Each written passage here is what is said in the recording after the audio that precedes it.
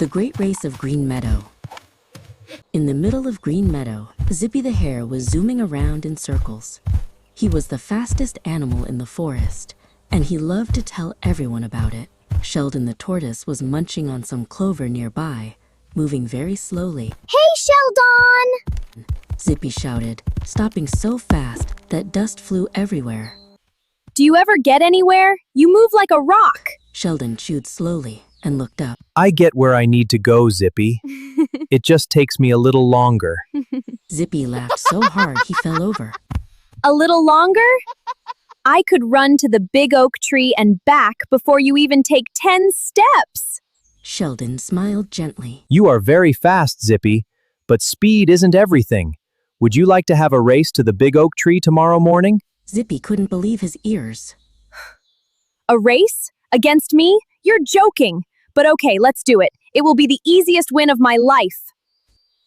The next morning, Rusty the Fox arrived to be the referee. He carried a bright red flag and wore a shiny whistle around his neck.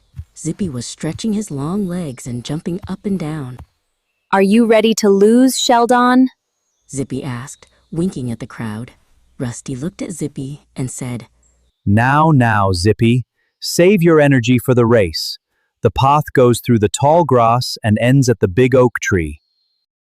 Sheldon arrived at the starting line, looking calm and steady. Rusty held the red flag high in the air. Is everyone ready? Rusty asked. I was born ready! Zippy yelled. Sheldon simply nodded and said, I am ready, Rusty. Rusty blew his whistle, tweet, and shouted, On your mark! Get set! Go! Zippy disappeared in a flash of fur and dust. He was so fast that he looked like a blur. In just a few minutes, he was halfway to the big oak tree. He stopped and looked back, but he couldn't see Sheldon anywhere. This is too easy, Zippy said to himself. I have so much time. Sheldon won't be here for hours. Zippy looked at a shady spot under a tree. The grass looked very soft and cool. I think I'll take a little nap. Zippy yawned. Even if I sleep for an hour, I will still beat that slow tortoise. I am the fastest after all. He curled up into a ball, closed his eyes, and was fast asleep in seconds. While Zippy was dreaming about trophies, Sheldon kept moving. He didn't stop to look at the butterflies. He didn't stop to rest. Plod, plod, plod. Slowly, he reached the tree where Zippy was sleeping. Sheldon looked at the sleeping hare and whispered, Sleep well, Zippy. Then, he kept right on walking, one slow step at a time. The sun began to move lower in the sky.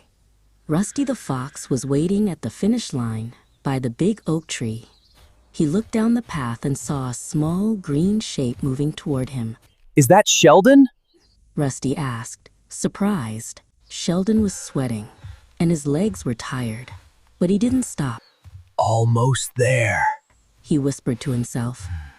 Suddenly, a bird chirped, and Zippy woke up with a start. Oh no! What time is it? He looked toward the finish line and saw Sheldon's tail just inches away from the big oak tree. Wait, no, stop! Zippy screamed. He began to run faster than he had ever run before.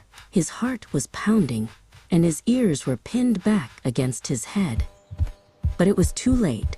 Sheldon stepped across the line just as Zippy arrived. The winner is Sheldon! Rusty announced, blowing his whistle. Zippy panted, his tongue hanging out. I can't believe it. How did you beat me? Sheldon smiled and said, Slow and steady wins the race, Zippy. You were fast, but I never stopped. Zippy shook Sheldon's foot. You're right, Sheldon. Good race.